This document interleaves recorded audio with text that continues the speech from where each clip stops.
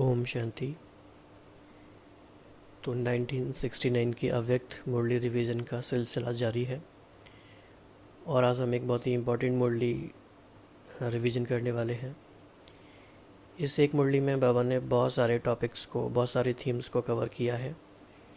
ये मुरली समझने में थोड़ी कॉम्प्लेक्स है, इसीलिए थोड़ा ज़्यादा अटेंशन की आवश्यकता है।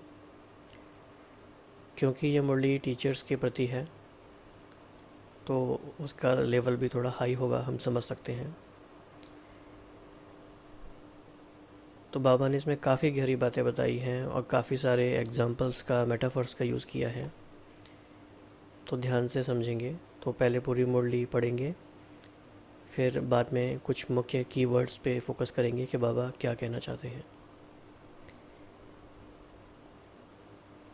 तो आप सबके सामने बाप दादा के महावाक्य हैं। सभी किसकी याद में बैठे हो? एक की याद थी या दो की? जो एक की याद में थे वह हाथ उठाएं, और जो दो की याद में थे वह भी हाथ उठाएं। अब वह दो कौन? तो ये मिस्टीरियस क्वेश्चन है। अव्यक्त वतनवासी या व्यक्त वतनवासी? तो बहुत सारी इंटरप्रिटेशन हो सकते हैं इस प्रश्न के, लेकिन यहाँ पर यह समझा जा सकता है कि ब्रह्मा बाबा साकार में थे और फिर बाबा जनवरी 69 में अव्यक्त हुए। तो एक ब्रह्मा बाबा वो थे जो बच्चों के साथ रहते थे, और एक ब्रह्मा बाबा वो जो अभी अव्यक्त वतनवासी हैं। तो किसकी याद में थे? तो ये भी हो सकता है कि हमें साकार के दिनों की याद आए, और ये भी हो सकता है कि हमें अव्यक्त वतनवासी ब्रह्मा की याद आए। तो यानी ब्रह्मा के ही दो स्वरूपों की उसी में ही ड्युअलिटी है। तो किसकी याद में थे? दूसरा इंटरप्रिटेशन इसका हो सकता है कि ब्रह्मा बाबा और शिव बाबा दोनों में से किसकी याद में थे। तो आप सभी टीचर्स हैं ना, आपके पास कोई जिज्ञासु आए तो उनको कौन सा ठिकाना देंगे? तो ये एक इम्पॉर्टेंट क्वेश्चन है आज की मुरली का, इस पे फोकस करते जाएंगे। इसका आंसर भी बहुत इम्पॉर्टेंट आएगा।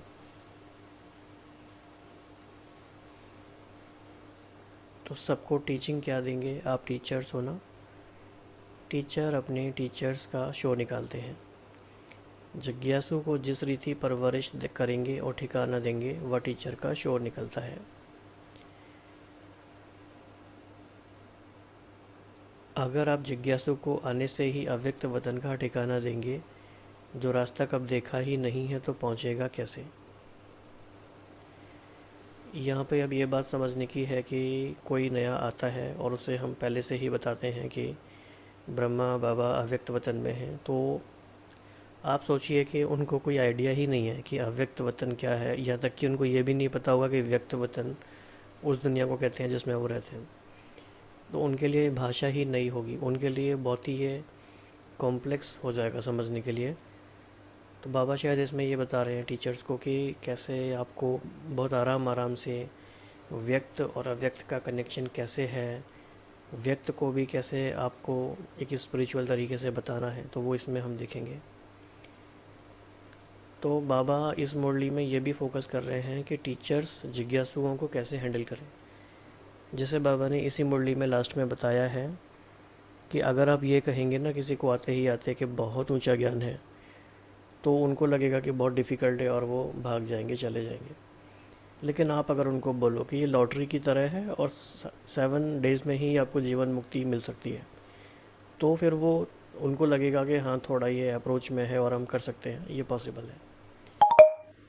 इसीलिए जिज्ञासु को आने से ही क्या अव्यक्त वतन का ठिकाना देना है? तो ये क्वेश्चन मार्क है, क्या देंगे? तो इसका आंसर है वैसे नहीं। अगर अव्यक्त वतन का ठिकाना नहीं देंगे तो कौन सा ठिकाना देंगे? तो आइए देखते हैं। तो पहले एड्रेस कौन सी दी जाती है? तो आप संग्रहालय में क्या समझाते हो? जिज्ञासु को क्या परिचय देते हो? उनको कौन सा रास्ता, कौन सा ठिकाना देते हो? तो बाबा का यहाँ पे इस मुरली में समझाने का तरीका बहुत ही लेयर बाय लेयर है। मतलब एक प्रश्न को समझाने के लिए बाबा दूसरा प्रश्न, फिर उसको समझाने के लिए तीसरा प्रश्न पूछ रहे हैं। तो अब बाबा पूछ रहे हैं कि बीज किसने बोया? बीज तो बीज ही है, यानी कि ब्रह्मा कुमारी संस्था का साकार में फाउंडर कौन था, माध्यम कौन बना? तो वो बीज था फाउंडर। तो यहाँ पे बीज क्या शिव बाबा के लिए रेफ़र हुआ है या साकार ब्रह्मा के लिए रेफ़र हुआ है, इस पे भी सोचा जा सकता है। तो वह बीज भले ही सड़ भी जाए तो भी समय पर कुछ ना कुछ टालियाँ आदि निकलती रहती हैं। बरसात पड़ती है तो निकल आता है। आप बीज को भूल जाएंगे तो फिर रास्ता कैसे बताएंगे? तो एक तरह से हम कह सकते हैं कि इस ये मुरली में बाबा पहेलियाँ पूछ रहे हैं बहुत सारी, तो बड़ी सारी पजल्स हैं इसमें। तो टीचर्स को युक्ति युक्त बोलना चाहिए। छोटे बच्चे तो नहीं होना, छोटे बच्चों को पहले ही सिखलाया जाता है। आप तो सीख कर इतनी परवरिश लेकर यही इम्तिहान देने आए हो। पढ़ेंगे भी साथ में, इम्तिहान भी देंगे, दोनों कार्य इकट्ठे चलेंगे। तो हम सबको समझना है, ये हमारा ऐसा टाइम है कि पढ़ाई भी साथ साथ में है और हमारा इम्तिहान भी साथ साथ में है, साथ साथ ही चल रहे हैं। तो बाप अव्यक्त वतनवासी बना तो आप सबको भी अव्यक्त वतनवासी बनना है। अब बाबा फिर से हमारा फोकस एक और बात की तरफ लेकर आ रहे हैं कि ब्रह्मा बाप अव्यक्त बने, लेकिन किस सृष्टि पर खड़े होकर बने और आपको कहाँ बनना है? तो साकार में बनना है। तो बाबा कह रहे हैं सृष्टि तो ऑलराउंड गोल है, सृष्टि में सारा झाड़ समाया हुआ है, परंतु सृष्टि का ठिकाना संगम है। तो ये आज की मुरली का एक बहुत ही इम्पोर्टेंट फोकस एरिया है। पूरी इस सृष्टि में भी हमारा ठिकाना संगम है। तो संगम की बलिहारी है जिसने आप सबको यहाँ पहुँचाया। आप अपने ठिकाने को भूल जाएंगे तो फिर क्या होगा? ठिकाना देने वाला ही भूल जाएगा। ठिकाना पक्का याद करो और बाप दादा की जो पढ़ाई मिली है उनको धारण करो। तो धारणा से धीरवत अंतर्मुखी होंगे, धीरता होगी, उससे कलयुगी रावण राज्य को ख़त्म कर देंगे। तो अब पढ़ाई का समय और साथ साथ इम्तिहान देने का भी समय है। तो यह हुई एक बात। तो बाबा ने जो भूमिका तैयार की थी वो हमें ये समझाने के लिए की थी कि जो ब्रह्मा साकार था वो अव्यक्त बना कहाँ पर? इसी सृष्टि पर बना और इस सृष्टि पे भी संगम में ही बना। राइट। अब दूसरी बात क्या है? ज़रा ध्यान में रखो, इतना समय जो बाप दादा की गोद में पले और उसमें जो भी कुछ कर्तव्य किया, ऐसे भी हैं कोई ने लज्जा के मारे बाप दादा से छिपाया है। ऐसे नहीं बाप को पहचान कर सब बाप के आगे रखा है, नहीं। जो समझते हैं ऐसी भी भूल हुई है। जैसे कोई अपने दिल से भूल नहीं करते हैं परंतु अलबेलाईपन से हो जाती है। तो यह सबको लिखना है। बाप दादा से जिन्होंने बात की है उन्हों को भी लिखना है सारी जन्म पत्री। तो ये एक बहुत इम्पॉर्टेंट हम कह सकते हैं स्पिरिचुअल एक्टिविटी है या एक स्पिरिचुअल एक्सरसाइज है। और हम में से जिन्होंने भी अब तक ये प्रैक्टिस नहीं की है तो ये कर सकते हैं। हम बाबा के जब से बने और उससे पहले भी जब बाबा के हम नहीं थे, हमें एक तरह से एक बार बाबा को पूरा अपना जन्म पत्री लिख के देना है। तो ये प्रोसेस क्यों इम्पोर्टेंट है? एक तो ऐसा करते समय हमारा बाबा के संग कनेक्शन एस्टेब्लिश हो जाता है। दूसरा, सारी बातें रियलाइजेशन में आ जाती हैं, कॉन्शियस माइंड में आ जाती हैं कि हमने क्या क्या किया है। और जब रियलाइजेशन में आ जाती हैं तो फिर उनका चेंज होना भी पॉसिबल हो जाता है, उन पे हमारा पुरुषार्थ करना शुरू हो सकता है। तो कैसे इसको हम इंटरेस्टिंग बना सकते हैं? हम अपने आप से पूछ सकते हैं कि what is my story, what is my life story. तो चाहे आप 5 पेजेस में लिखें, 10 पेजेस में लिखें, 20 पेजेस में लिखें, 30 पेजेस में लिखें, तो जितना हम लिख सकते हैं इसको लिखें। बाबा को एक तरह से अपनी सारी बात बता दें कि इस जन्म का हमें जो कुछ भी याद है वो क्या है, क्या क्या हमने किया है। तो फिर बाबा कह रहे हैं कि ये अंत का समय है ना, 84 का हिसाब किताब यहाँ ही चुकतू होता है। ये एक बहुत इम्पॉर्टेंट अवेयरनेस की बात है, और हमें अगर ये भी याद रहे तो बहुत सारी बातें साथ साथ याद रहती हैं। तो सच्चाई सफाई अक्षर तो कहते हैं, परंतु सच्चाई और सफाई में भी अंतर क्या है उस अर्थ को नहीं समझा है। अब उसकी गहराई में जाकर सारा लिखना है। तो ये हमारे लिए एक असाइनमेंट हो गया कि हमें ये करना है। तो अव्यक्त वतन से बाप दादा बच्चों की सर्विस करने और साफ बनाने के लिए आए हैं। तो बाप दादा क्यों आए हैं? साफ बनाने के लिए आए हैं। बाप सेवा करते हैं। आप सब बच्चों का शुरू से लेकर अंत तक बाप सेवक है, सेवा करने के लिए सदैव तत्पर, सदैव तैयार है। तो बाप को कितना फ़क्र रहता है, हमारे बच्चे सिरमौर हैं, आँखों के सितारे हैं जिनों के लिए स्वर्ग स्थापन हो रहा है। तो ये बहुत ही नशे चढ़ाने वाली, खुशी दिलाने वाली और अपने भाग्य की स्मृति दिलाने वाली महावाक्य हैं, इनको हमें याद रखना है। बाबा कितने प्यार से कह रहे हैं, हमारे बच्चे सिरमौर हैं, आँखों के सितारे हैं जिनों के लिए स्वर्ग स्थापन हो रहा है। तो ऐसे प्यारे बाबा को कोई कैसे भूल सकता है।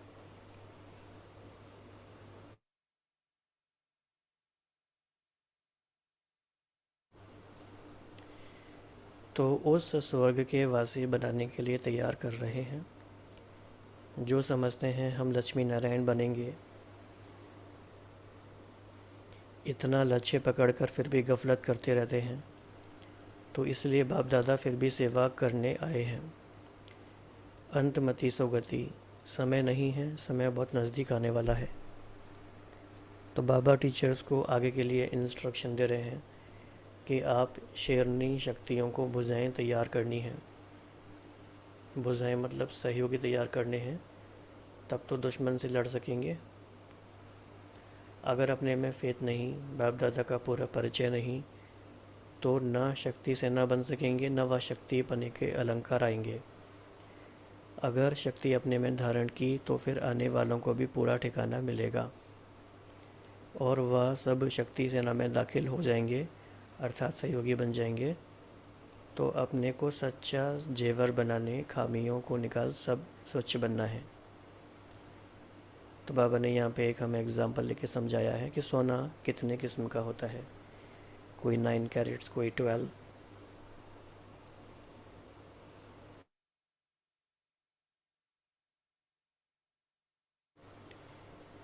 मतलब कि जो प्योरिटी की डिग्री है वो अलग अलग होती है, लेकिन जो प्योर है वो तो पूरा ही प्योर है।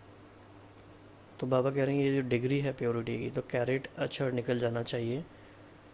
कैसे निकल जाएगा? जब अपने आप को करेक्ट करेंगे। तो अभी करेक्शन करने का समय मिला है। तो ये हमें जो टाइम मिला है, ये जो जिसे हम ग्रेस पीरियड कहते हैं, एक्स्ट्रा टाइम मिला है। क्यों मिला है? अभी करेक्शन करने का समय मिला है। तो यह बात अच्छी रीति ध्यान पर रखना। धरत पर ये धर्म ना छोड़िए। कौन सा धर्म, कौन सा धरत मालूम है? तो कितनी सारी पहेलियाँ हैं उसकी मुरली में। तो एक बार वायदा कर लिया, बाप दादा को हाथ दे दिया, फिर धर्म को नहीं छोड़ना है। पवित्र नारी जो होती है या पतिव्रता नारी जो होती है, वह अपने धर्म में बहुत पक्का रहती है। आप सच्ची सच्ची सीता, सच्ची लक्ष्मी हो जो महालक्ष्मी बनने वाली हो। तो दोनों का लक्ष्य क्या है? अपने लक्ष्य से अगर उतर गए हो तो फिर जंप मार लक्ष्य पर बैठ जाओ। ये एक इंटरेस्टिंग बात है। ये भी एक असाइनमेंट की तरीके से की जा सकती है कि चलते चलते अगर हमारा गोल डाइल्यूट हो गया है, हम डीरेल हो गए हैं, अपने ट्रैक से हट गए हैं, तो फिर से जंप मारने का क्या मीनिंग हुआ? एक एक्स्ट्रा एफर्ट करके। जैसे बेसिकली जब भी मधुबन जाते हैं या अपनी भट्टी हम करते हैं, तो वो जंप मारने का ही पुरुषार्थ है। तो खुद से भी हम कर सकते हैं और मधुबन जाके भी कर सकते हैं। फिर से अपने लक्ष्य पर बैठ जाओ। तो बाप दादा आप बच्चों की सेवा करने के लिए सेवक बनकर शिक्षा दे रहे हैं।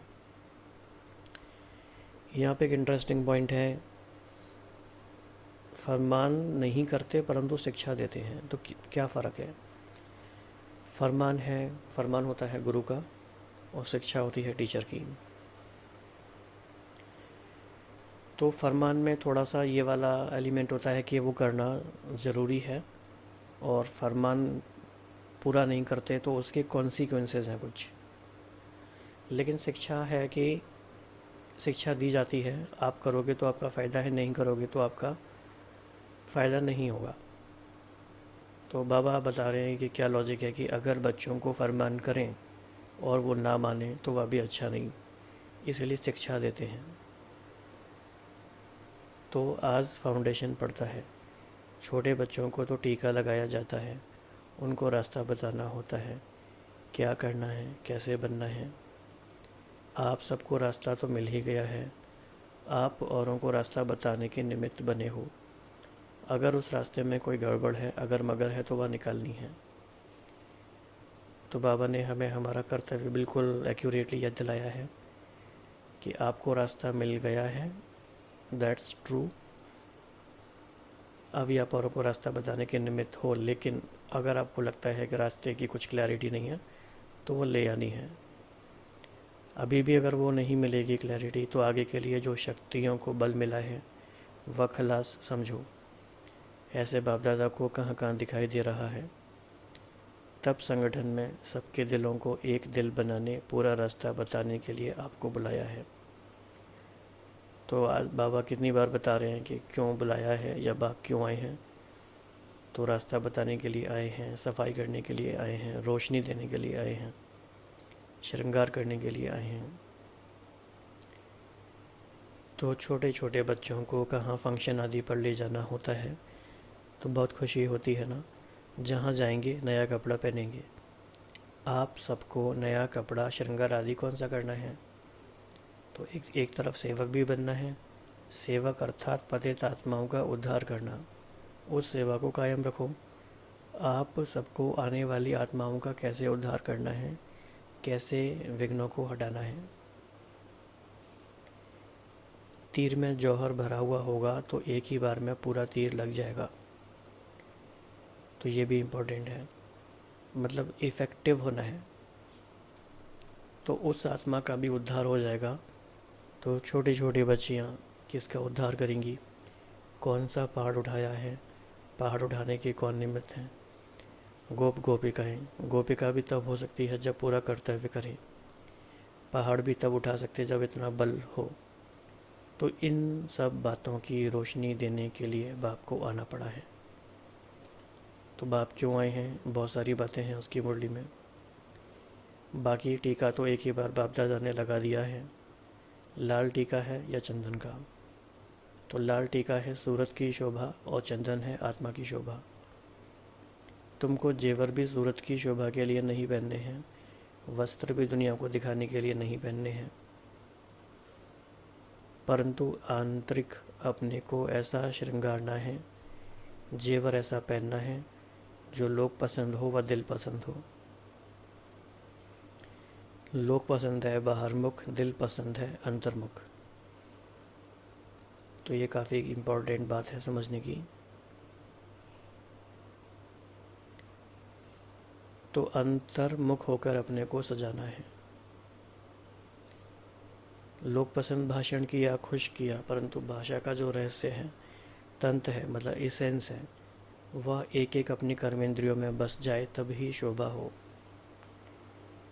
तो कर्तव्य से दैवी गुणों का शो हो। दैवी गुणों का क्लास होता है सजने के लिए। ऐसे ही सज सज कर संगम से पार होना है, फिर अपने घर जाना है। तो कितने अच्छे अच्छे महावाक्य हैं ये। फिर घर से कहाँ जाना है? ससुर घर। कन्या ससुर घर जाती है, अगर पढ़ी लिखी अक्लमंद नहीं होती तो सास ससुर कहते हैं इनमें चलने उठने बैठने का अकल नहीं है। अब तुमको ससुर घर जाना है तो बाप कदम कदम को नहीं देखते, लेकिन एक एक कर्मेंद्रियों को देखेंगे। मतलब कि अगर हमें सतयुग में जाना है, स्वर्ग में जाना है, तो एक एक कर्मेंद्रियों को हमें देखना है, मतलब कि एक्यूरेट सेल्फ ट्रांसफॉर्मेशन करना है। तो कदम अक्षर मोटा है, कदम से पदम मिलता है, वह अपने कल्याण के लिए है, परंतु कर्मेंद्रियों को सजाना है, गहना पहनकर चलना है। अब सजने के लिए किसके पास आए हो? बाप दादा के घर से अपने घर आए हो। सजाने वाला कौन है? तो जब सगाई होती है तो गहना बनाने वाला एक होता है, पहनाने वाला दूसरा होता है। तो अब सज कर चलना है, समझा? तो समझू से यानी टीचर तो हो ही। बाकी 15 डेज़ की रिज़ल्ट मानो अंत की रिज़ल्ट है। इतना पुरुषार्थ कर प्रवीण टीचर सबको बनना है। तो बाबा हमें यहाँ पे क्या बता रहे हैं कि जैसे कि short term goal setting, 15 days का हमें एक पीरियड ऐसा लेके चलना है कि इसमें हम ऐसा पुरुषार्थ करें कि इन 15 डेज़ में जो होगा, 2 वीक्स में जो होगा, मान लीजिए कि वह हमारी अंत की रिज़ल्ट है, इतनी अर्जेंसी के साथ करना है। फिर जब अपना सेंटर जाकर संभालेंगे तो आने वाले को दृष्टि से सत्युग की सृष्टि दिखा सकेंगे। तो वह तब होगा जब गहने अच्छी रीति पहनेंगे। अगर लापरवाही से कोई गहना गिर गया तो नुकसान भी होगा और सजावट की शोभा भी चली जाएगी। इसीलिए ना शोभा को हटाना है, ना गहनों को उतारना है। बड़ी बात नहीं है, छोटी समझेंगे तो सहज समझ आएगी। तो बाबा बता रहे हैं जिज्ञासुओं के लिए, अगर कहेंगे कि बहुत ऊंचा ज्ञान है तो कोई नहीं आएगा। कहेंगे 7 दिन में जीवन मुक्ति की प्राप्ति होती है तो लॉटरी लेने सब आएंगे। तो ये इंटरेस्टिंग बातें, ये सब हमें समझनी होती हैं। लॉटरी सब डाल देते हैं, फिर लॉटरी में किसी को कुछ मिल जाता है तो नसीब मानते हैं, चांस है, देखें नसीब किसका लगता है, किसको बड़ी लॉटरी मिलती है, किसी को छोटी। तो पेपर लास्ट में होगा, 3 नंबर निकलेंगे, जितना जो पुरुषार्थ करेंगे उतना नंबर मिलेगा। नसीब को बनाना खुद के हाथ में है। तो अब लॉटरी के इंतज़ार में नहीं रहना है, इंतज़ाम करते रहना। तो कैसे योग से एम पूरा होगा, परंतु निरसंकल्प जो होता है उनको ही सच्चा योगी कहा जाता है। तो ये भी एक इम्पॉर्टेंट बात है। उनमें जो लक्ष्य है वह धारण करना है। अच्छा, बहुत कुछ खजाना मिला, अब उसको अपने पास जमा रखो और गऊ मिसल उगाड़ना है। क्योंकि बाबा ने बहुत सारी बातें बताई हैं तो वो हमें चर्निंग करते रहना है।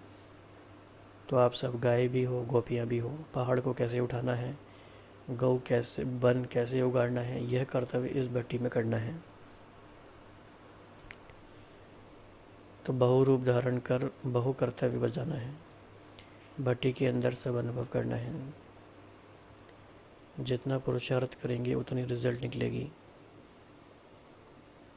तो संपूर्ण अवस्था को प्राप्त करने का लक्ष्य क्या है, साधन क्या है, उसको जानना है। साधन मिल जाएंगे तो लक्ष्य को पकड़ लेंगे। तो रत्नों की भी परख चाहिए ना, पूरी वैल्यू रखनी है। जेवर की वैल्यू जवारी ही परख सकेगा, जिनको परख नहीं उनके पास वैल्यू नहीं रहेगी। तो आप सबकी परख तब होगी जब जेवर पर पॉलिश हो, चमक हो, तब वैल्यू होगी और पहचानने वाले पहचान सकेंगे।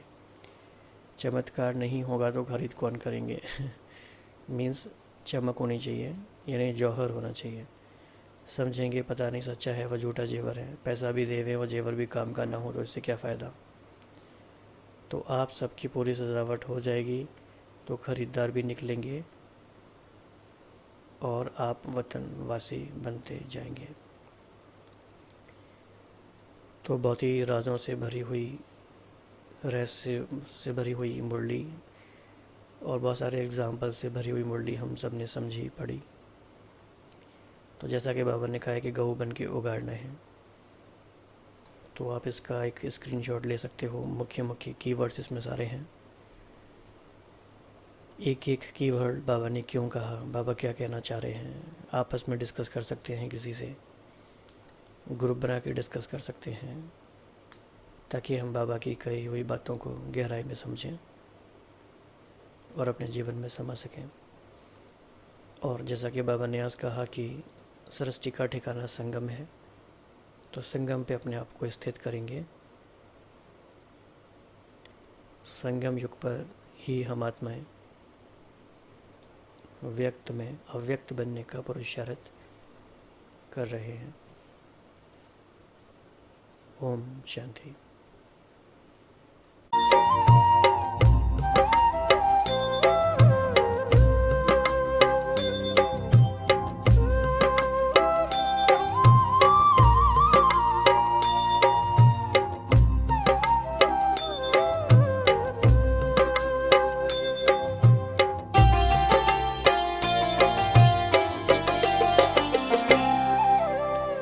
संगम युग के सुख के आगे सतयुग का सुख भी क्या है।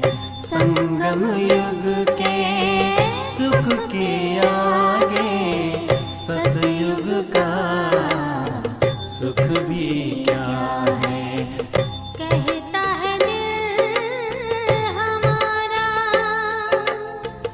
अनुभव हमें हुआ है। संगम युग के सुख के आगे सतयुग का सुख भी क्या है। सतयुग का सुख भी क्या है।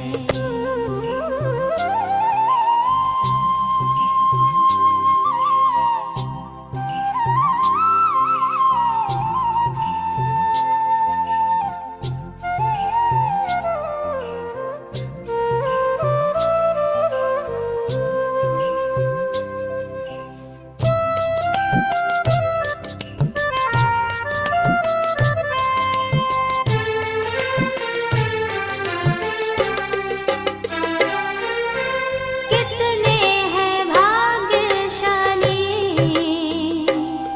मिला भाग्य का विधाता।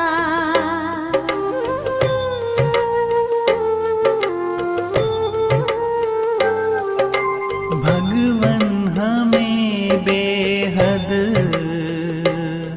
दिल तक पर बैठाता। इस युग में हमने पाया ये प्रभु के दिल का आसन। है तीन लोक से भी ऊंचा बड़ा सिंहासन। श्रृंगार शक्तियों